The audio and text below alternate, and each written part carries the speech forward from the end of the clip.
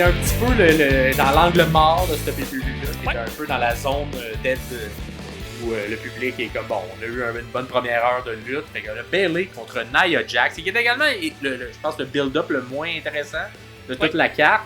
Mais au final, moi, j'ai pas tant détesté, surtout le dernier...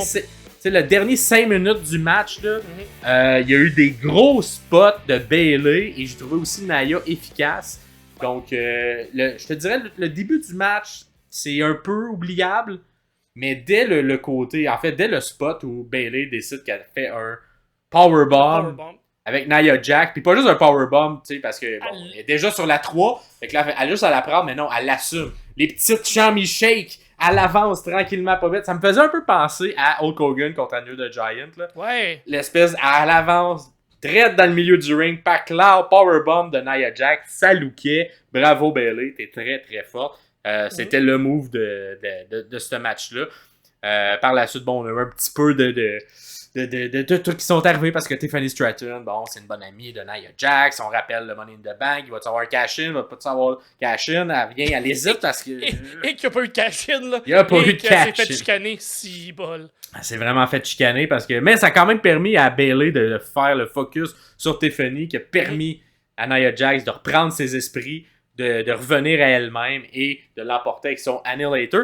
Fait annoter, il y a quand même eu un kick-out d'un premier Annihilator un peu plus tôt dans le match. C'est la première Bayley qui kick-out. Elle en a fait deux ou trois même. Elle a fait 3. Fait qu'à la fin, elle en a enchaîné 2. Puis elle en a fait un dans le milieu du match qui, à la surprise de plusieurs, a été kick-out. Fait que la première fois qu'on fait ça. Mais tu vois, ça c'est du bon booking parce que l'Annihilator, c'est un nouveau move qu'on a mis dans l'arsenal de Nia Jax, et j'ai l'impression qu'on l'a ajouté à son arsenal pour nous permettre d'avoir le moment holy shit d'un powerbomb. Ouais. Parce que maintenant, on le savait qu'elle était capable de faire ce mouvement-là, fait que ça justifie le fait que Nia monte sur les cordes. Ça fallait trouver un moyen qu'elle se place. Exact, fait que ça fait qu'on le voit pas venir parce que maintenant, c'est un mouvement dans son arsenal. Fait que là-dessus, bravo à WWE parce que vous avez installé le mouvement un mois un peu plus tôt, et je trouve aussi que c'est un mouvement qui fit bien avec Nia Jax, ce mouvement-là. Puis ça nous a permis de ne pas voir venir le fait qu'on est capable de faire un powerbomb. Puis que là-dessus, bon travail, j'ai bien aimé ça. Toi, tu en as pensé quoi du match? Ben, moi, j'ai jamais eu une haute estime nécessairement de Nia Jax, surtout qu'elle a blessé quand même beaucoup de lutteuses.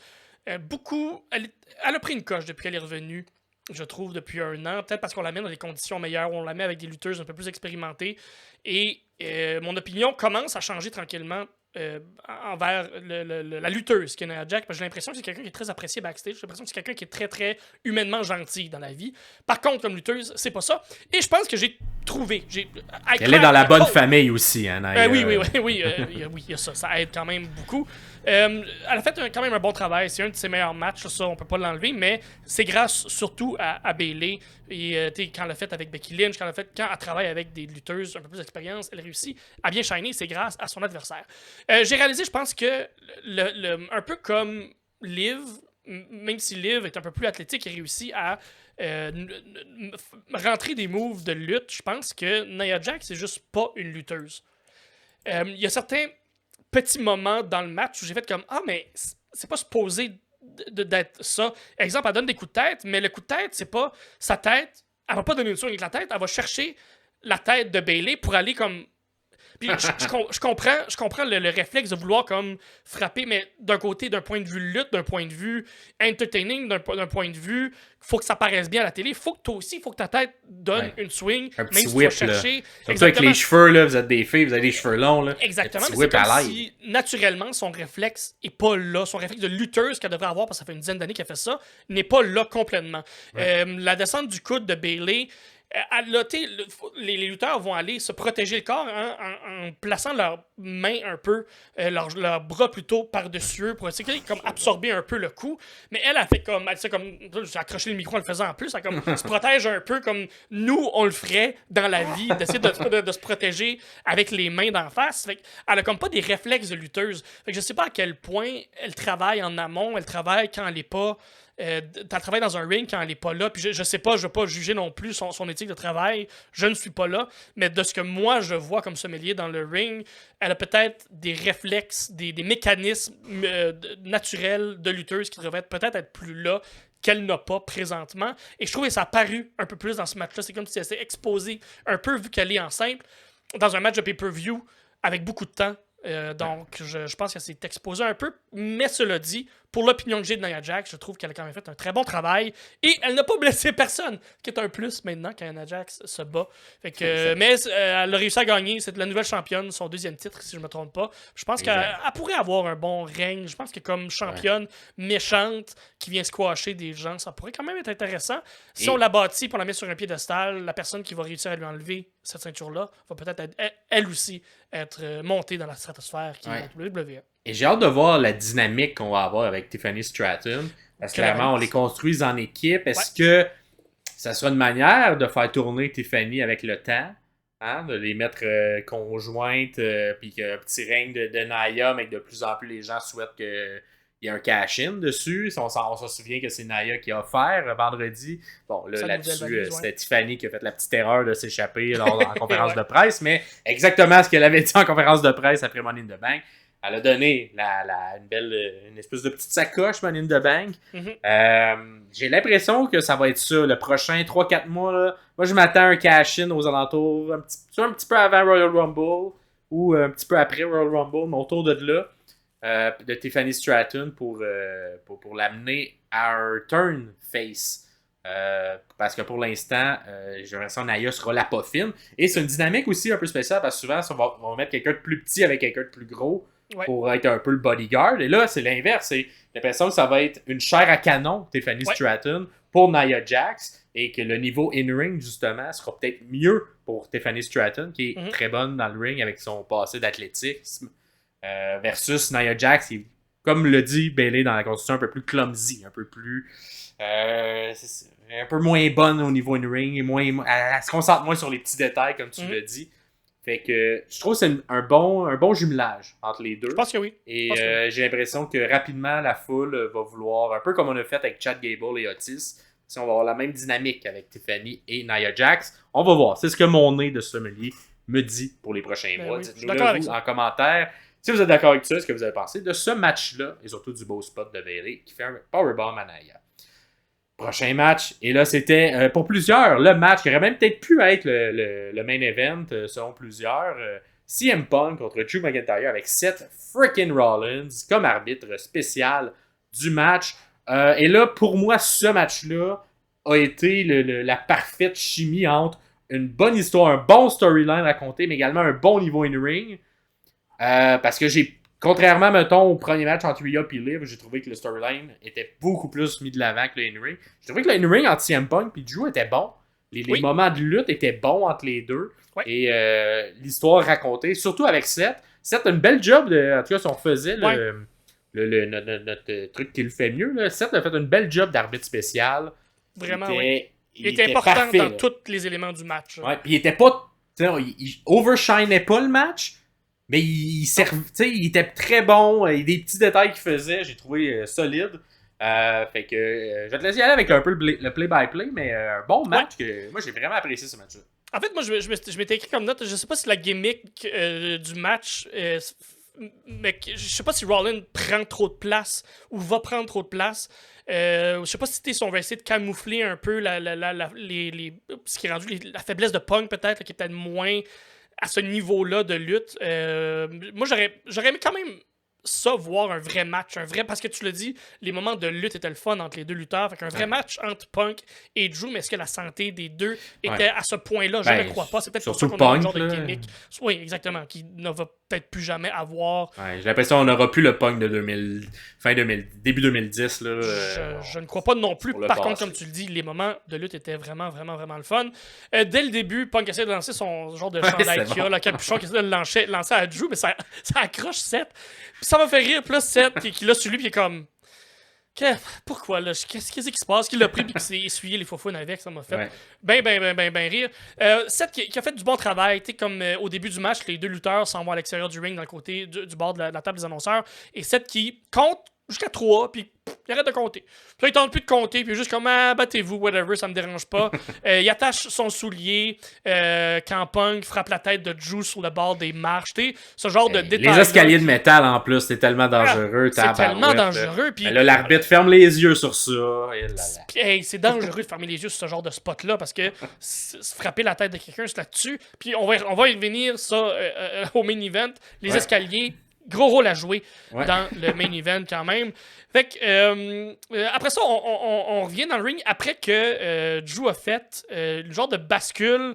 Tu sais, quand la personne est comme couchée, puis on vient comme... On fait la bascule. Mais il y a quelque chose dans le chemin. L'espèce de slingshot là, avec les pieds. Ouais, c'est ça. Ça a été fait sur le dessous du ring. Et ça avait l'air de pas faire du bien. Puis, sont comme revenus dans le ring après. Drew a l'avantage, puis il essaie un pin tout de suite, mais le compte de 1. Et là, je sais pas pour toi, mais tu sais, il y en a qui vont dire, est-ce que c'était Rollins qui était supposé compter lentement? J'ai l'impression que c'est ça qui était supposé être vendu, mais moi, on dirait que je le sentais. Non, mais comme si Punk, il voulait décrédibiliser un petit peu Drew en kickant out à 1, parce que je comprenais pas pourquoi il kickait out à 1. De manière comme kayfabe. Fait que là, j'étais comme... C'est au début du match. Il n'y a pas encore eu beaucoup d'offensives. Ouais, mais il le fait quand même après des gros mouvements. Ouais. Où j'étais comme, tu sais, de l'habitude, surtout Punk. En tout cas, je sais pas si on voulait construire l'aura de Punk ou Punk voulait juste faire fuck you Drew, je kick out à 1 ou Seth qui était supposé compter lentement. Mais peut-être tout un mélange de tout ça, mais je trouvais bizarre les comptes de 1. Ce que suivi, j'ai vraiment aimé ça parce que ça aide le fait qu'il y a out à 1 parce que t'as Rollins qui pompe Drew en faisant comme qu'est-ce que t'as dit que t'allais le tuer lundi passé? Qu'est-ce que tu fais vite? Comme détruis-le puis je vais compter, mais donne-en, tu sais. Cette dynamique-là, t'as le fun, Seth, qui prenait beaucoup de joie à voir les deux se taper sa gueule. Là. Ça, j'ai bien aimé cet apport-là. Il a vraiment coupé la poire en deux. Il n'a pas été plus d'un côté ou plus de l'autre. J'ai pas ressenti ça. Non, moi non plus. C'était une des questions là, au questionnaire. Est-ce qu'il va prendre plus avantage un que l'autre? J'ai dit non, il y a une nuit égale aux deux. Ouais. Exactement. Oui, exactement. Drew qui commence à être irrité à cause de Seth, la façon qui vient le pomper finalement, puis il dit je vais aller le tester, moi aller chercher une chaise à l'extérieur, puis je vais voir si il va me laisser frapper, voir s'il est de mon côté. Fait que j'ai bien aimé parce que Seth qui fait comme whatever. Je vais pas rien faire là. Puis quand Drew vient pour s'élancer, Seth Rollins qui lui enlève la chaise finalement. Les commentateurs qui disent, les annonceurs qui disent, ils parlent d'un genre de callback à 1997. J'ai pas le référent. Mais ça moi non plus, j'ai pas le référent. Mais oui, il y avait, je pense que Shawn Michaels était l'arbitre dans le match. Exactement. Il avait fait un peu le même spot. Ouais. Ça, j'imagine que oui, c'est sûr qu'il allait avoir des callbacks. Mais Punk qui en profite et qui roll up Drew, qui aurait eu un compte, mais Seth n'a pas été assez vite pour compter jusqu'à 3. Puis c'est là que Punk est frustré avec Seth parce que, comme on les a vus, là, comme Rollins qui n'était pas vraiment attentif, et il y a vraiment, si tu le comptes dans ta tête, Punk aurait dû gagner sur ce roll-up-là. Seth n'a pas été assez vite, et c'est là que Punk, lui, devient en maudit après Rollins. Ils ont chacun leur dynamique d'être amnesty après l'arbitre. J'adore ça. Ouais. Et ce que j'aimais, c'est que c'est pas... Dans les deux cas, c'est comme une... Tu sais, c'est pas Rollins qui veut mal faire, c'est juste la construction de ce spot-là fait qu'il était pas là pour le compte. Fait que, tu sais, j'aime bien le fait que on n'est pas fâché contre l'arbitre, on est juste que, mais calme-toi le Punk, ou calme-toi le Drew, là, il venait de se faire frapper, ou il enlevait la chaise. C'est ça. Fait que, bref, la dynamique à 3 de tout ça, j'ai bien apprécié ça. Puis c'est quelque chose que souvent, on est un petit peu moins nuancé dans ce genre de match-là. Il y a clairement un méchant, clairement un gentil. Là, tout était très gris partout, genre. Ouais, c'est ça, exactement. Puis moi, c'est ça, c'est la peur que j'avais, c'est que ça nuit au match. Finalement, ça a quand même aidé l'histoire, et ça a quand même tout aidé. Les running knee dans le coin. Oui, c'est dans le coin qui fait ses running knee de Punk. Je trouve que ça rentre bien, il les fait bien. Puis la façon que la caméra est passée aussi, ça rentre super, super beau. Punk qui souffle un petit bec à Rollins, ça m'a fait bien rire, qui fait la descente du coude sur Drew juste après. Et Seth qui est encore lent à se rendre au compte, qui va pas comme tout de suite, qui prend... il choisit pas son camp, mais il fait chier un peu tout le monde. Ouais. Punk qui réussit finalement après ça à enlever le bracelet de Drew, qui se relève, qui est un peu comme. Qui est avec le bracelet, qui veut le remettre. Ben, c'était pendant le Anaconda Vice que là, tu vois, c'en est un moment où je sentais un Punk vieux. Parce que, mettons, la transition du pin vers le Anaconda Vice a été un tantinet laborieuse. Ouais. Tu sais, pas full fluide, alors qu'un Punk, dans ses bons jours, il aurait eu le kick-out, aurait ramassé le bras en même temps que le kick-out, il l'aurait mis. Là, c'était un petit peu moins, mais on n'avait pas le choix de le faire parce que là, on voulait le spot où il enlève le bracelet. Le bracelet. Tu sais, là-dessus, c'est ça. Tu sentais la vieillesse, le petit côté rusty de CM Punk. Surtout que ça fait longtemps qu'il n'a pas été dans le ring. C'est un match depuis une couple de mois. Fait que il y a tout ce côté-là. Il était rouillé. Aussi. Il était rouillé. Il est un peu distrait à cause du bracelet. Fait que Drew a le temps de se relever, de reprendre ses esprits et de faire un Claymore surprise. Je l'ai pas vu venir, ça rentrée en tabaslac. Punk kick-out de ce Claymore. Fait qu'on bâtit quand même Punk qui reste fort, qui reste le vétéran, qui est capable de kick-out d'un Claymore surprise. Puis là-dessus, c'est ça. Moi, j'aime ça quand il y a une explication pourquoi il y a un kick-out. Là-dessus, il n'y en avait pas. Autre que c'est un kick-out d'un kick-out. Fait que peut-être que je sais qu'il fallait faire le Anaconda Vice pour faire le take sur le bras, sur le bracelet. J'aurais peut-être attaqué les jambes plus tôt dans le match pour me vendre que le Claymore est moins efficace à cause du que le Claymore s'est fait mal. Fait que là, c'est ma petite... évidemment, on est dans les petits détails, mais c'est ça notre job. Mais c'est un bon match. Si on est rendu dans les détails, c'est parce que c'était quand même un bon match à ce point-là. Punk fait quelque chose qu'il n'a jamais fait depuis les 10 dernières années à la WWE. Il call le Go to Sleep, le GTS, qui prend Drew, se tourne vers Seth, qui porte le bracelet, qui l'a ramassé à terre et qui porte le bracelet. Et ça insultait Punk. Ce bout-là, j'ai trouvé un peu bizarre de faire comme un... Reviens-en, c'est un calice de bracelet. Là. Je comprends que Drew, c'était pour t'insulter, mais là, c'est Rollins qui l'a. Rollins n'a aucun rapport avec le bracelet, juste qu'il le porte. Fait que Punk... moi, Puis c'est ça, ça l'enlevait la sympathie qu'on pouvait avoir à Punk aussi à ce moment-là. Ouais. C'est pour ça que le petit côté gris de ce match-là, c'est Punk qui pète les nerfs, mais en même temps, je suis comme, calme-toi, là, dude, là, genre, tu sais, Punk, c'est pas Punk, mais Seth s'est pas mis à casser le bracelet ou à, tu sais, il a juste le mettre parce qu'il traînait. C'est sa job d'arbitre. Bon, il aurait pu le mettre dans ses poches, mais il a décidé de le mettre sur son poignet, mais c'est un bracelet en même temps. Puis c'est une carte de mode, Seth Rollins. C'est pour ça que c'est pas un turn de Seth, c'est pas un turn de... Tu sais, tout reste dans le gris, très... C'est ça. Mais ce bout-là, j'ai trouvé bizarre. Bizarre comme spot, bizarre comme raison de pas gagner le match parce qu'il a laissé tomber Drew qui réussit à frapper Punk qui accroche Seth. Fait que là, il y a un go to sleep sur Drew, mais Seth est long à arriver parce qu'il venait de se faire frapper. Drew qui réussit à kick out du go to sleep. Punk et Seth argumentent. Punk prend 7 finalement pour le faire. Un go to sleep. Un gros bébé. Un gros qui réussit à connecter. Il connecte son go to sleep sur l'arbitre. Il reprend son bracelet comme un gros bébé. S'approche de Drew qui le kick dans le pénis. Direct dans le pelvis. Là. Et ça, c'est un rappel au match qu'on a eu dans le dernier pay-per-view où Punk a fait ça à Drew. Fait que là, les rôles sont inversés ce coup-là. Drew le fait. Après, est-ce que, à ce moment-là, Rollins ne regarde pas pour vrai? Ouais. Est-ce qu'il, même s'il regardait, je sais pas, il aurait peut-être fermé les yeux? Je sais pas. C'est comme ça qu'on l'a construit, mais j'aurais aimé peut-être... Ouais, c'est vrai, il vient de manger un go-to-sleep. Il aurait pu le regarder, puis là, vu qu'il vient d'en manger un, il fait, ben, too bad, mon gars, tu le mérites, ce low blow-là. Ouais, je suis d'accord. Je suis quand même d'accord. Ouais, c'est ça. Comme tit for tat, comme tu m'as donné ça, fait que tu mérites ça, je dis rien. C'est vrai, il aurait pu le voir à ce moment-là. Ça aurait rien, même ça aurait ajouté une petite coche. Un slow count de 7. Drew gagne quand même s'il y a eu un slow count. La petite hésitation avant le 3. Fine, je le fais. Ok, je te le donne. Pas clair. Fait que Drew gagne, reprend son bracelet avec fierté. Et là, Punk, il sera pas content, il s'est encore fait voler son bracelet.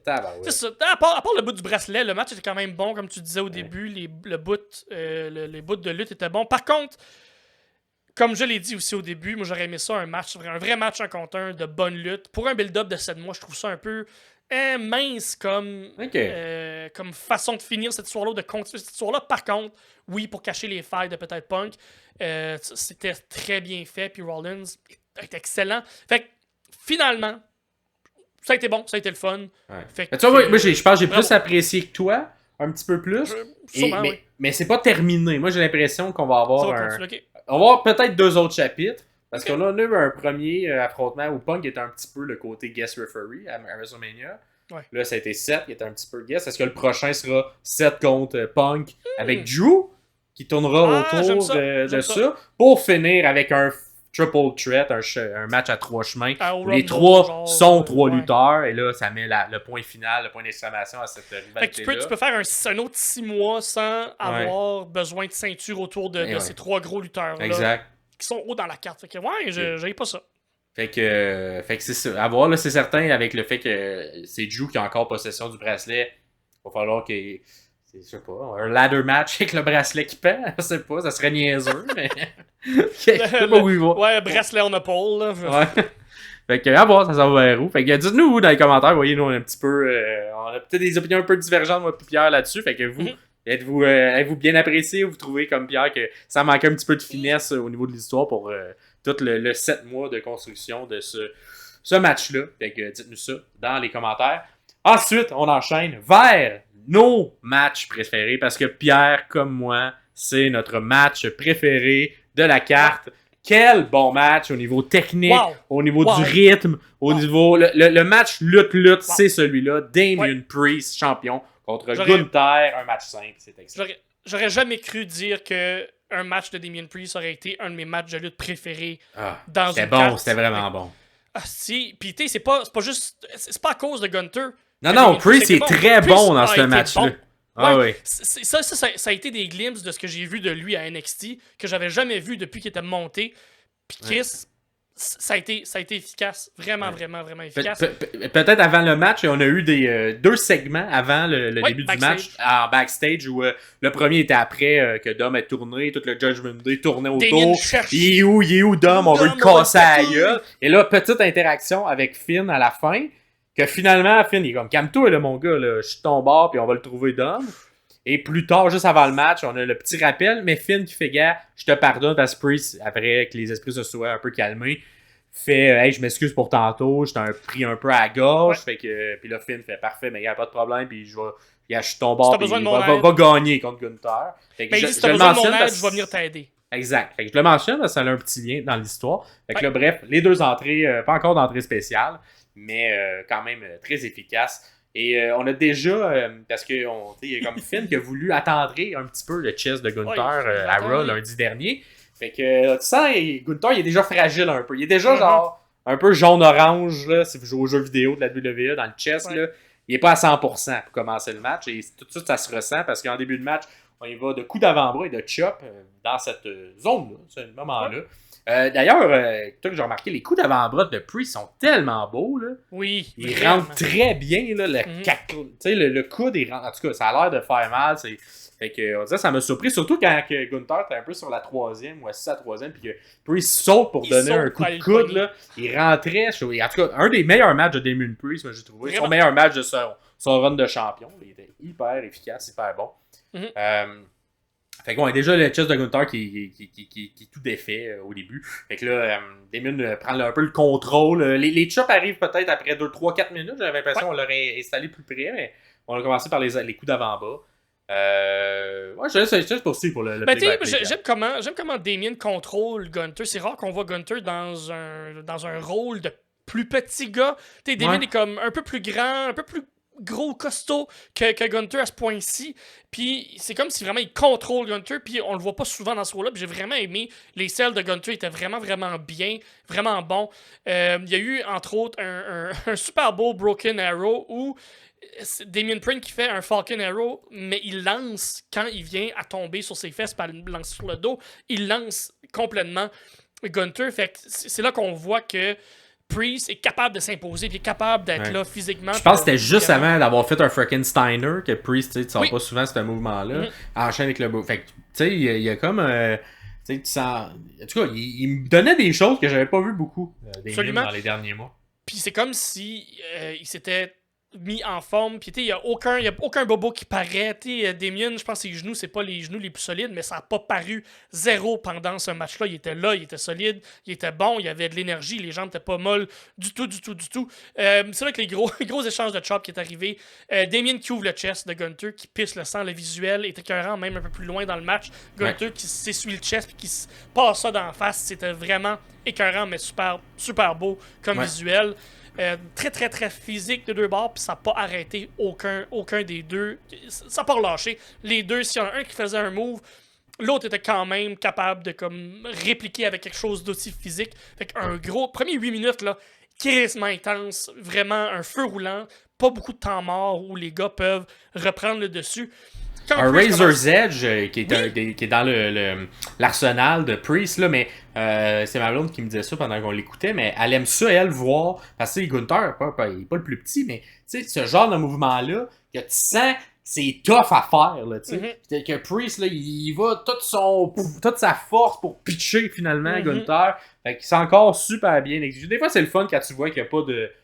Tu sais, que c'est simple, ça a l'air facile de le faire, mais celui-là, il l'a vendu comme si c'était difficile à venir l'exécuter. Je trouve que ça vend aussi Gunther de la même manière. Fait que c'est pas bien fait aussi dans l'histoire qui est racontée. Très coup pour coup, très... tu sens qu'on veut mettre le respect des deux côtés. Puis même si Gunther est vraiment sur une streak assez incroyable depuis qu'il a monté, on dirait que l'intensité de Priest dans ce match-là l'amène à son niveau. Même si c'est le champion, là, tu sais, mais c'est très bon. C'est bien fait. Puis c'est là c'est avec ce Razor's Edge-là qu'on s'en va un peu vers la fin. Quand Priest commence à comme perdre un peu le contrôle du match, puis que Gunther commence à reprendre le dessus, c'est au moment-là où il fait le spot où il s'essuie le chest, puis ça le passe d'en face. Finn arrive pour essayer d'encourager Priest, puis il est sur le bord du ring, mais comme let's go, puis il tape sur le côté, puis let's go, t'es capable. Et à ce moment-là, Gunther va essayer d'aller kicker Finn, ça lui donne le temps à Priest de reprendre ses esprits. C'est là qu'il va enchaîner le Razor's Edge. Et il kick pour vrai, là, Gunther, dans le sens où il est pas là. J'ai vraiment l'impression, tu sais, la manière que c'est construit pour la suite, là, il est pas du bord de Gunther, Finn. Non, du tout. Il arrive, mais ils sont pas parlé les deux. Là. Ils ont pas fait un plan. C'est pas un plan, là, tu sais. Il arrive en troisième roue, mais il est pas d'un bord plus que l'autre. Là, c'est juste que sa haine en dedans de lui, elle prend le dessus. Voilà. Fait que c'est un Razor's Edge suivi d'un chokeslam. Le chokeslam qui est le finisher, qui est un super beau chokeslam de la part de Priest. Pin de Priest sur le bord des cordes. C'est comme si Gunther voulait comme... le roll-up t'es pas top là-dessus. Là. Ouais, non, ça c'est comme bizarre ce bout-là, mais c'est comme si, moi, de la façon que j'ai compris, c'est comme si Gunther voulait comme rouler en dehors du ring pour pas se faire piner, que Priest l'a arrêté avant. Là, monter le mauvais pied, le mauvais côté du pied, il n'a pas été chercher le pied plus loin, et c'est Finn qui a pris la jambe de Gunther et l'a mis sur les cordes. Fait que ça installe le turn de Finn. Ça installe aussi le fait que Priest va devenir un très très gros babyface aussi. Et ça nous apporte à la fin du match, parce que là, Priest est comme, qu'est-ce qui se passe? Pourquoi t'as fait ça, Finn? Puis Finn est comme, je suis pas gentil. En fait, il avait bien fait ça. Il avait pratiqué sa face de méchant. Là, oui, comme ça. Là. Il l'avait bien pratiqué, puis plus que moi, clairement. Mais, puis, mais à travers tout ce moment-là, quelque chose quand même rare. Tu sais, le match semi-arrête, puis là, t'as comme Priest qui clairement regardait pas du bon côté. Fait que là, on se met à regarder le replay pendant le match. Bon, au moins, la take de caméra fait qu'on comprend qu'il regarde le replay. Puis là, c'est en regardant le replay qu'il catch que, OK, Finn m'a turné contre moi. J'ai pas pogné ce bout-là. Ouais, là, le Finn est fâché. Il fait sa face de méchant. De méchant. Et là, Priest comprend pas trop. Il est vraiment fâché en tabarnak après Finn d'avoir fait ça. Ça lui coûte un petit peu tout le reste du match parce que sa concentration est mise sur je veux un peu me venger de Finn. Ben c'est ça. Parce que Gunther réussit à le mettre dans un sleeper hole. Il réussit presque, mais là il y a un hold cup de la part de Priest qui comme lui il y a un tunnel vision vers Finn. Puis exact. Fait que il se revire, tente le pin de genre en sleeper hole, ça fait que Gunther lâche la prise, mais au lieu de s'attaquer à Gunther, décide qu'il s'en va d'un corde, pogne à la gorge Finn pour essayer de je sais pas quoi faire. Et là, Gunther le remet pour une deuxième fois en sleeper hold. Et ça se termine de cette manière-là. Le sleeper hold. Et ça, j'haïs pas ça que un gars aussi technique que Gunther a sa victoire pour la grosse ceinture pour la première fois de sa Ah. vie sur un mouvement de soumission. Ouais. Ça me rappelle un peu un Bryan Danielson qui avait également eu ça lors de sa première. Bon, c'était un cash-in, mais il avait quand même fait le cash-in avec une soumission. Fait que, il y a un petit rappel là-dessus de les gens techniques, ben, on aime ça leur faire gagner par soumission plus que par pin, leur première ceinture. Et oui, mais une grosse. Tu sais, l'histoire entre Priest et Finn, clairement, ça va se développer dans les prochains mois, dans les prochains pay-per-view. Mais Gunther, ça l'a comme champion. Ça l'émotion aussi. Là. On n'a pas le close-up de quand ça arrive parce qu'on se concentre plus sur Finn et Priest. Mais tu sens Gunther émotif là, quand il pogne la ceinture. Puis comme c'est son rêve qui se réalise de se dire qu'un jour je vais être champion dans la grosse compagnie World Heavyweight. Là, on revient à lui un peu plus tard. On va faire un petit bec à sa conjointe. Un petit bec, là, ça me fait rire parce que j'ai l'impression que sa conjointe, elle voulait faire un plus long bec que ça. Gunther, il était un petit. J'ai pas remarqué. J'ai juste remarqué Gunther. J'ai remarqué Gunther qui comme débarque de son personnage 2 secondes, qui va voir sa femme, puis après ça, qui retourne dans son personnage. J'ai pas comme vu cette chimie-là. Mais moi, ce que j'aime de tout ça, autant de cette histoire-là que celle de Dominique, de Liv et de Rhea, c'est que je vais écouter Raw moi ce soir.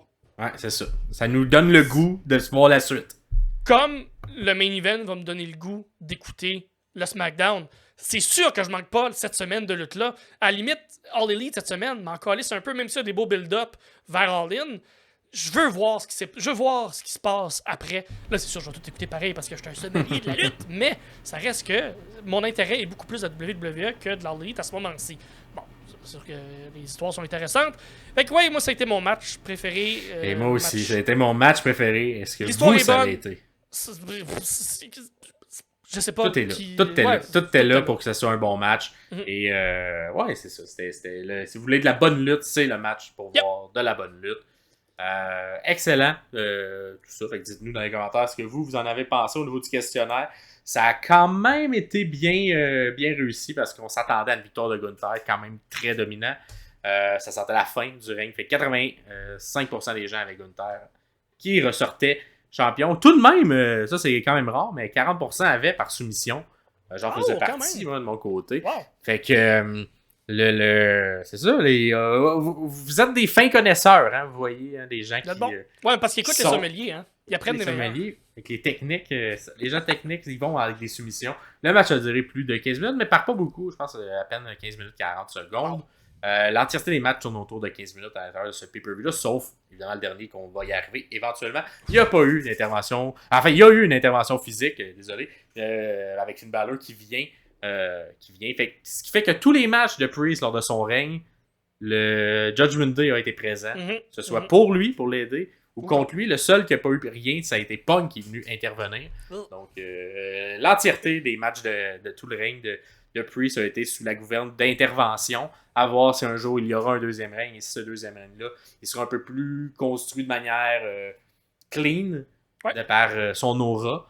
Mais clairement, dans l'aura qu'on voulait y donner, on voulait que toujours il gardait une petite porte de sortie là, pour avoir la victoire. Il y avait quand même aussi des challengers qui n'étaient pas piqués des verres, fait que ça permettait de légitimer tout le monde à travers ce règne-là. Et ça fait le tour de ce match. On s'en va par la suite au main event. Ah non, avant le main event, il y a Miz. Il y a eu un beau moment tampon, j'ai vraiment aimé ça qu'on place ce segment-là parce qu'on finit, on calme un peu la foule, c'était bien fait. De repogner le momentum. Donc c'est Miz et Truth qui annoncent un record pour SummerSlam. Un record pour... Ils sont dans le ring. 57 791 personnes qui sont dans la place. Un record, bravo, WWE, qui brise des records d'année en année. C'est incroyable. Comme si c'est eux-mêmes qui décidaient des records qu'ils voulaient. Oui, comme si les chiffres ils sortaient de leur cul. C'est fou. Ouais, c'est bizarre. Sont ensuite interrompus par A-Town Down Under puis A-Town Down qui vont chercher du cheap heat. Parle de l'équipe de football parce qu'ils sont dans le stade des Browns de Cleveland. Ne pas confondre avec Cleveland Brown qui est un personnage de Family Guy. T'as Jelly Roll ensuite qui arrive qui... Je trouve ça bizarre. Il est là en arrière puis il prend une chaise puis comme... Je suis là, j'attends mon cue. T'as Truth aussi qui mélange étant down pour des rockstars qui nomment les noms, je me souviens plus des noms. Là, puis juste pour être capable de plugger le Rock and Roll Hall of Fame. Que j'ai déjà été, je conseille à tous si vous allez dans ce coin-là. J'avais été voir les Red Hot Chili Peppers pas dans le stade, là, mais dans l'arena où ils ont filmé le SmackDown de la semaine passée. Whatever. Jelly Roll qui est là, qui Il réalise peut-être son rêve d'être lutteur. peut-être, on sait pas. Mais qui est là avec sa chaise et les deux gars, Theory et Waller se rendent compte qu'il est là. Finalement, jette la chaise à côté, réussit à faire un chokeslam à Theory. Puis chaque gars, les trois ensemble, donc Truth, Miz et Jelly Roll font le 5 Knuckle Shuffle du héros de Truth qui est John Cena. Ouais. J'imagine que c'est pas pour tout de suite le turn de Theory. Là, on avait parlé un peu. Il est un peu chair à canon dans ce type de. Il me semble que Mania également il a été mis dans cette position. Mais il fait bien, il vend bien. Fait que c'est ça, c'est parce que c'est ça. Tu mets quelqu'un qui. Tu mets probablement un des meilleurs in-ring, il saute haut, il fait tout. Fait que tu le mets avec des vedettes qui sont peut-être pas aussi bons. C'est ça. Ça permet de faire paraître bien tout le monde. Exactement. On s'entend Jelly Roll loin d'une shape de lutteur. Là. Fait que t'as quand même réussi à faire un chokeslam. Bravo. Écoute, moi j'aimerais ça, faire un chokeslam à Theory un jour. Ah oui. Fait que c'est ça, bon pacing effectivement là-dessus. Ouais. Ça permettait de faire un tampon. Et nous, surtout que le match avait tellement été bon, fait que ça aurait été dommage qu'on reperde un peu le focus pour le main event. Surtout que c'est un main event qui avait quelques belles surprises parce que c'était Cody Rhodes contre Solo Sikoa. Et tout d'abord, l'entrée de tout ça, la seule entrée que j'ai considérée de spéciale, je sais pas si t'es d'accord. Il y avait un peu il sortait avec de sa roulotte, il y avait son chien, il arrivait avec son chien, on le voit couler. Un rappel de genre son histoire, là, même un Arn Anderson qui a été son coach probablement en début de carrière, mais également devant l'écran à l'All Elite Wrestling, qui est là, qui fait des petits moves de coach, qui dit on a du backup si jamais il y a de quoi, parce que on l'a su à SmackDown, mais c'était un Bloodline Rule match, hein? Fait que la même chose qu'on a eu lors de WrestleMania, tout est permis et toute la Bloodline peut arriver, ce qui fait que des deux bords, tout est permis. Fait quoi? Je vais peut-être casser, briser la bulle là, de gens là, pour cette entrée-là. Là. Cody Rhodes, c'est correct, c'est le fun. C'est le héros de tous. Là. Wow, bravo. Là, il croise Arn qui fait un long speech interminable. Maintenant, Arn, là, comme, c'est une entrée. Là. Focus, là, soit là. Puis il dit à voix haute, inquiète-toi pas, t'as du monde en backup au cas où. Asti, tu brises la magie de faire comme, ok, ben ça veut dire que Kevin Owens et Randy Orton sont backstage puis attendent, là, comme tu brises la magie un peu. Puis je trouve ça tellement quétaine. Puis là, je comprends tout. Il y a du monde, le monde qui aime Cody aime les affaires quétaines puis aime les affaires cringe. Mais là, c'est le dernier moment que je vais partager avec mon chien. Donc, s'il vous plaît, ayez de la compassion. Il rentre avec un asti de gros casse qui a de l'air dessiné par un enfant qui est comme beaucoup trop gros pour sa face. Ça fait pas épeurant, ça fait juste... T'as de l'air d'une mascotte tabarnak avec ton gros crise de casse. Je trouve ça juste... comme c'est une coche de trop, là, Cody. Là, reviens sur Terre, là, redescends, là, comme soit un super-héros, mais comme... moi, je l'ai aimé, moi, son casse. C'est un beau casse, là. C'est trop. C'était son tatou, je sais pas si t'as remarqué, c'était son tatou, le casse. Je le sais, tout est relié à son calice de tatou. Comme, je comprends ce qu'il fait, puis je sais qu'il y a du monde qui aime ça. Moi, clairement, ça vient pas me chercher. Même mais tu vois, je vais te dire ce que moi, ça m'a fait en dedans. Moi, je trouvais que c'était une entrée qui était peut-être un tournage de page. Fait que moi, à ce moment-là, ça m'a mis dans la tête. Solo gagne-tu? Genre, pourquoi ils me font une entrée de même? Ouais, c'est parce que c'est la fin du règne? Tu vois, moi, c'est pour ça que j'ai fait... on dirait que ça a mis du flou sur... Parce que j'étais comme, c'est sûr que Cody va gagner. Mais là, avec cette entrée-là, je sais, voyons, pourquoi il me sort une entrée comme si, genre, c'était son dernier match, puis il prend sa retraite, genre. Comme si après, on s'en va en arrière de l'aréna, puis on tire 2 balles dans le nuque parce que c'est fini Cody Rhodes. Comme, ouais. Le chien puis Cody, bye bye. En tout cas, mais bref, moi c'est ça que je vais te donner de positif à cette entrée-là. Ça a mis du flou sur le gagnant, parce que j'ai fait, pourquoi ils font ça, sinon... Genre, ben finalement, c'est toi qui avais raison. Ils font ça juste parce que c'est Cody Rhodes, puis tout est ça. Descends 2 coches, dude. Anyways, une personne qui fait sa job comme du monde, qui le fait bien, qui dose bien, c'est Samantha Irvin, qui annonce, quand elle est dans le ring, elle annonce bien l'intensité, elle regarde les lutteurs dans les yeux, elle est là avec eux, elle les annonce. Ouais. Elle fait pas sa job à moitié, elle fait très très bien. Fait qu'encore une fois, chapeau, Samantha Irvin, qui fait très bien sa job. Est-ce que tu veux aller avec le play-by-play? Ben oui, je vais aller au play-by-play. Fait que un bon petit match. Évidemment, le début de match, on sent un solo. Je sais pas comment l'expliquer. c'était très genre comme Solo qui prend l'avantage de la force brute, mais fait des petites erreurs de genre de rookie, là. Ouais. Fait que, tu sais, genre, il prend un petit peu, puis c'est surligné à grands traits par les commentateurs également. Ouais. Qui fait genre, il prend trop de temps là, pour enchaîner ces mouvements-là. Puis à chaque fois que c'est souligné, ben, Cody reprend un peu l'avantage. Fait qu'on monte un Solo qui est quand même fort, mais l'expérience et tout le talent de Cody Rhodes vient surmonter la force brute un peu de Solo. Le côté, genre, il rentre pas avec le Bloodline, tout ça. Ouais. Bon, c'est. Moi, C'était pour la surprise du beatdown. Ben, la surprise, man. C'est un Bloodline Rule. Tant qu'à faire, assume, puis arrive qu'ils sont là. À la limite, genre, fallait rentrer avec toi, dis-leur, attendez mon call, puis qu'ils repartent, parce que là, ça, c'est comme s'il dit je vais me battre sans eux autres à soir, alors que l'entièreté de la gimmick du Bloodline, c'est tout le temps d'avoir des interventions.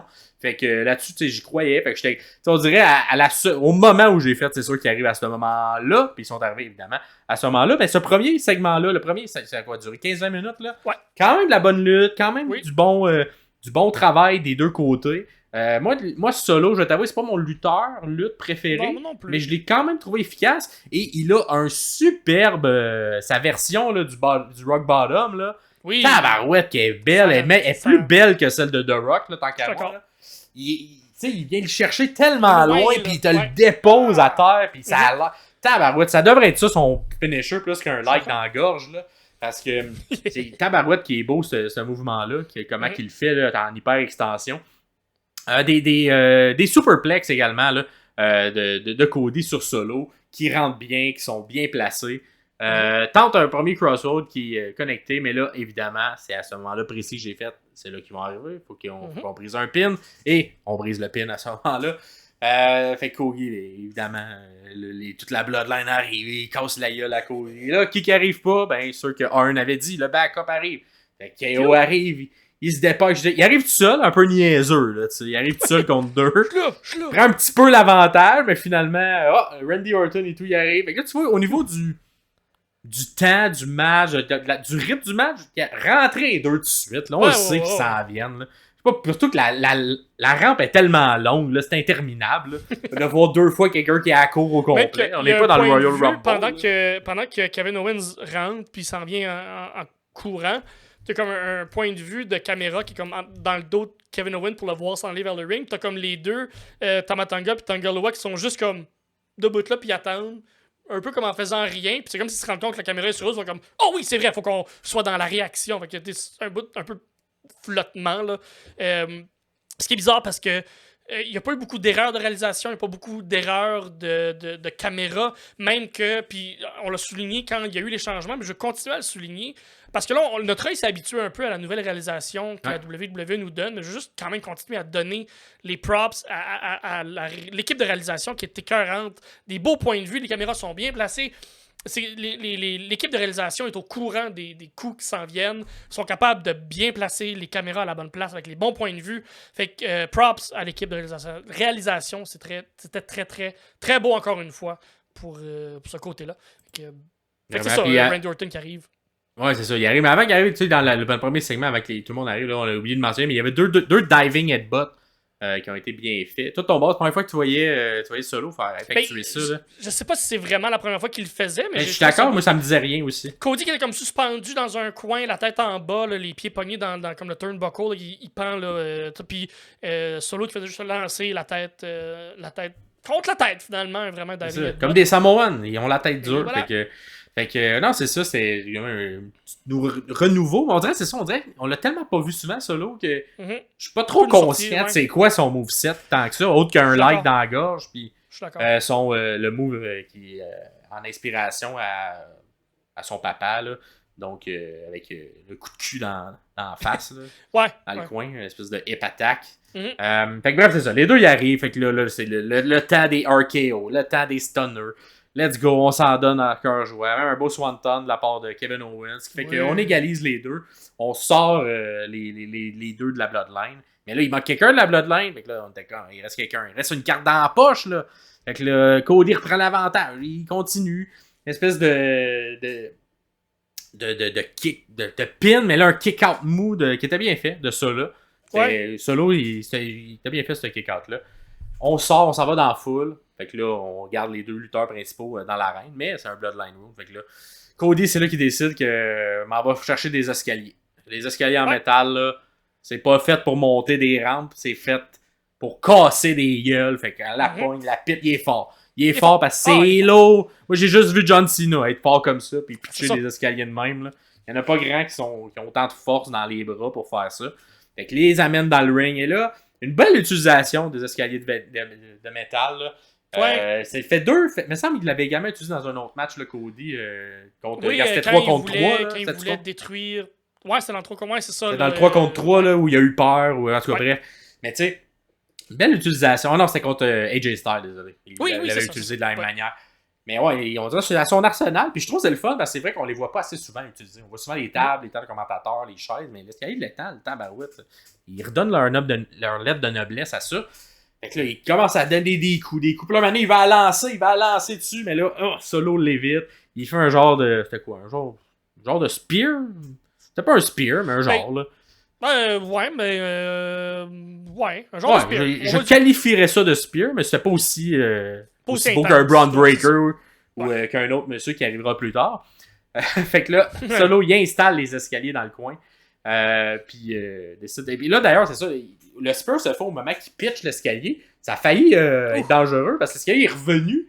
Et là, rapidement, Cody s'est protégé. Fait que là, pendant qu'il scelle, il met quand même la main pour qu'il y ait un escalier qui revole dans la face puis il le blesse quand même de manière intense. Ouais. Fait que là, il fait des power coups de cul, Solo. Mais il s'en sort. Il se tasse avant. Fait que là, Crossroad une fois. Oui, puis tu sais, la façon que l'escalier était placé, était comme de côté.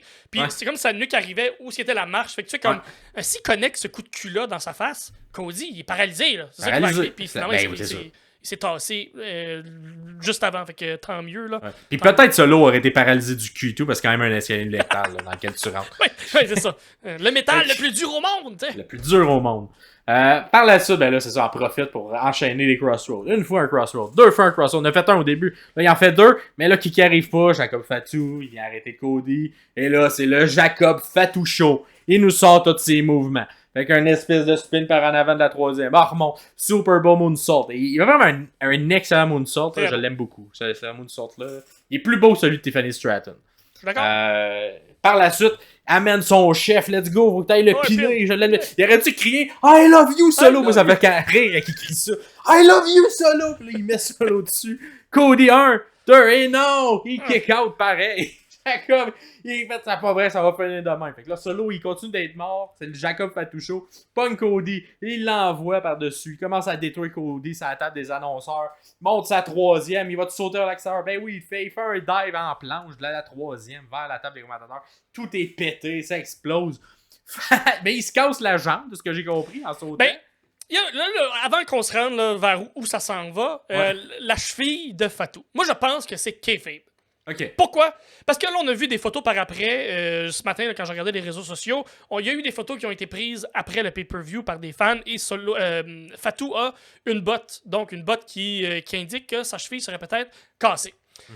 Maintenant, je crois que c'est kayfabe parce que fallait une raison. Il nous work, tu penses? C'est nous work. Parce que il fallait une raison pour laquelle Fatu ne se relevait pas. Moi, je suis d'accord. Le prochain segment allait arriver et on a installé le fait que Fatu se brise une cheville pour excuser le fait qu'il n'est pas venu aider l'homme qu'il aime tellement, qui est Solo. Puis moi, j'aime ça aussi parce qu'on a eu les deux premiers qui ont été égalisés par KO et Randy Orton. Ouais. Et là, qui peut égaliser Jacob Fatu depuis son arrivée? Il est intuable, il a un crâne de feu, rien ne peut lui faire mal. Fait que le seul qui peut égaliser Jacob Fatu, c'est Jacob Fatu. Fait qu'il est sa propre menace à lui-même. Voilà. Fait que là, en faisant son mouvement, il s'est blessé, ce qui justifie le fait qu'il peut pas se lever plus tard. Fait que je pense que je suis d'accord avec toi. D'abord, on nous work là-dessus. Fait que là, ben là, c'est ça. Il crasse Solo. Ah ouais, il va le chercher. Moi, j'ai plus de jambes. Va le piner. Fait que là, tente d'aller le piner. Cody, il kick out. Mais là, je sais pas trop. Il fait un genre de no-ça parce qu'il s'en va en springboard. Je ne sais plus si c'est en springboard ou pas, mais en tout cas, il nous sort un beau cutter. Un beau cutter. Solo, il roule, les deux sont morts à terre. Et là, qu'est-ce qui se passe? Et là, j'aimais ça parce que ça n'a pas été trop long. Pac Loud, une toune part et c'est la toune de Roman Reigns qui arrive. Quel pop incroyable. Et je sais pas si tu as remarqué la chanson un petit peu différente. Oui. Un petit peu plus up-tempo, un petit peu plus gentille comme chanson. Et là, il arrive comme un badass.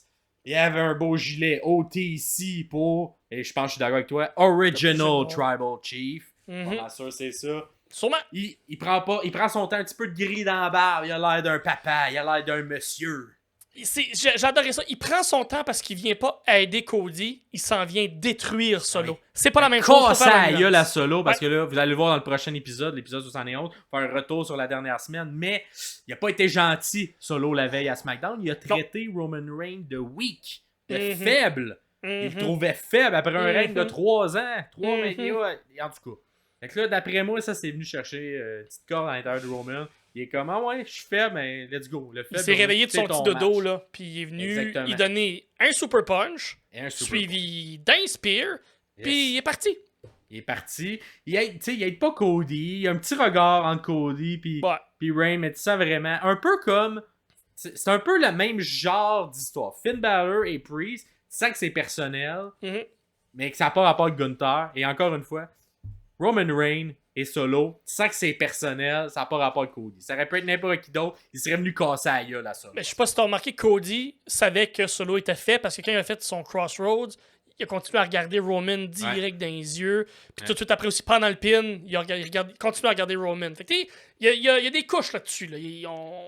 On nous installe des affaires. Là. C'est sûr, c'est pas la fin du chapitre, mais là, en tout cas, là, la victoire de Cody par la suite à ça, avec une aide un peu surprenante pour certains de Roman Reigns, qui vient, je pense, plus nuire à Solo qu'aider Cody. Mais ça l'installe très bien. Les prochains mois qui vont nous amener, j'ai l'impression que ton booking va se faire, mon beau.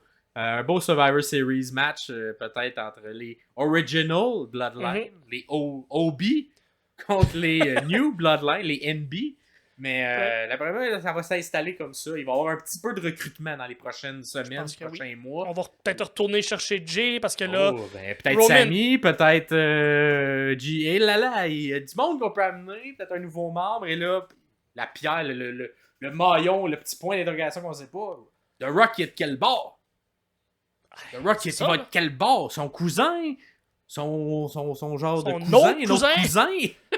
Tous des cousins. Quel cousin il va choisir? On va voir, mais ça l'installe bien la table pour ça. Et ça permet d'enlever Solo du title picture pour les prochains mois. Il s'en va où, Cody? Je sais pas. D'après moi, les prochains mois vont peut-être être des genres de petits checklist match, là. Fait que, à qui Cody veut donner des props. Moi, j'aimerais un petit Randy Orton. J'aimerais qu'il y ait quelque chose qui s'installe dans le prochain mois. Ça pourrait être fait face contre face aussi. Ça pourrait être fait dans la bonne franquette. Peut-être, mais je trouverais ça intéressant, moi, d'avoir peut-être même avec un KO qui tourne autour de tout ça.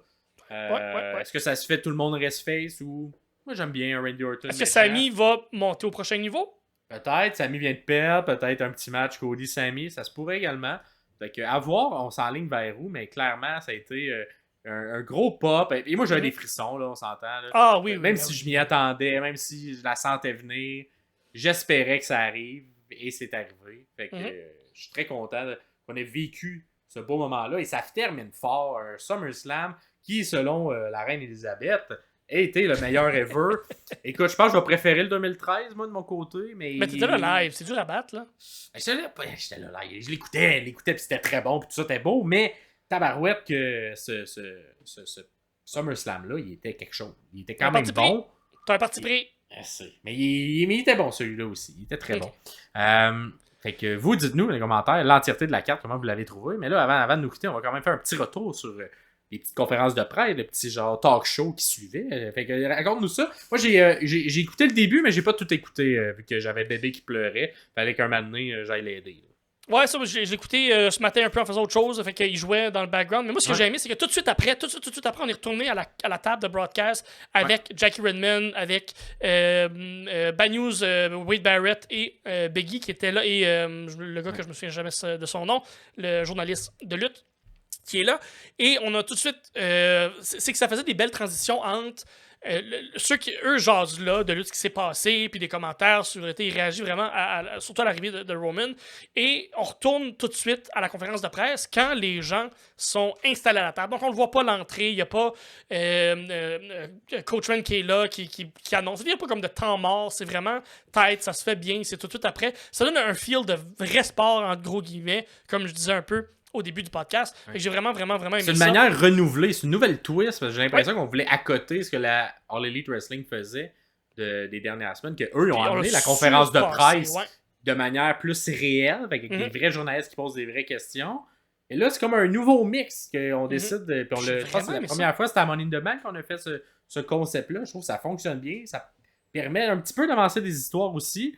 Ça nous sort du décor, là, évidemment. Je sais pas si...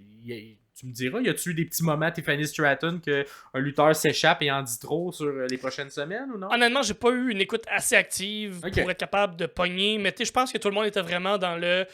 Il y a des chapitres qui viennent de se terminer là. On commence quelque chose de nouveau, fait qu'il n'y a rien qui a été teasé tant que ça non plus pour ou d'échapper vraiment pour le futur. Tout le monde était très humble parce qu'il y a eu beaucoup de changements de ceinture, on s'entend. Oui, ça a été un gros... il y avait un avant et un après SummerSlam, clair. Exactement. Là, et je dirais peut-être SummerSlam, ce qui résumerait bien ça, c'est un peu peut-être l'explosion du Judgment Day. C'est un clan qui a été fort pendant longtemps et une semi-explosion du Bloodline aussi. Fait que deux clans très forts dans les derniers 2-3 ans qui se sont peut-être terminés ou de leur version actuelle se sont terminés.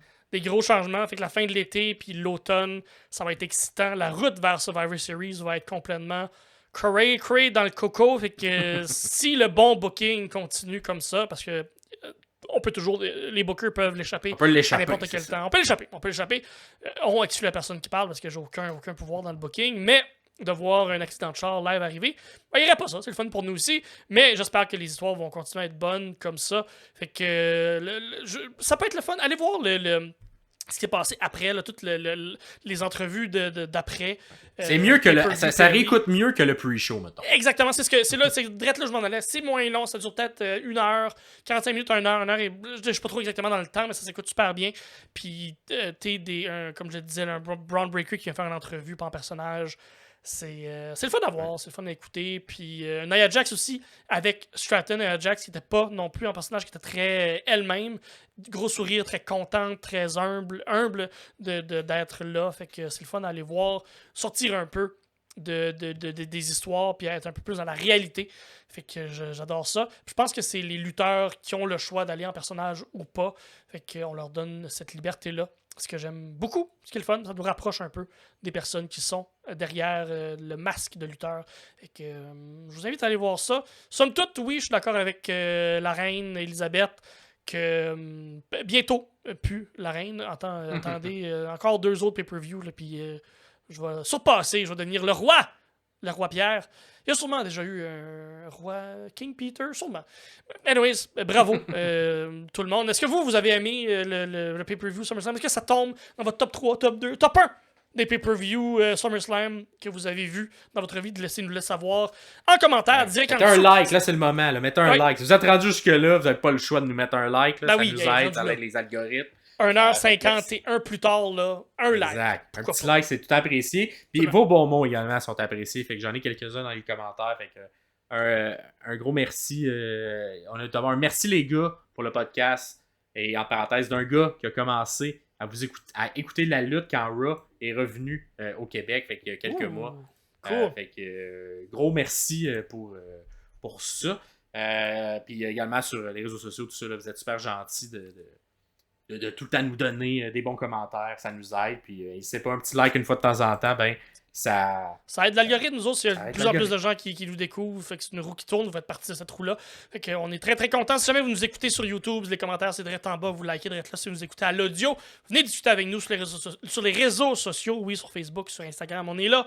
On essaie de répondre, on essaie de liker. Là, vous avez vu, là, Maxime est très occupé, là, le questionnaire est sorti un peu plus tard, mais il est sorti quand même. Fait qu'il faut être indulgent quand même dans les prochaines semaines. Tout va sortir quand même, inquiétez-vous pas. Inquiétez-vous pas, là, je serai plus un bébé gérer ma lutte. Là. Moi, là, j'ai de la lutte à écouter. Là. Priorité qu'un au bébé webcast, va fucker mes plans de lutte. Là. Hey, ça va maintenant. Pas un bébé d'une semaine qui va contrôler ta vie, là, c'est bon. Non, clairement pas.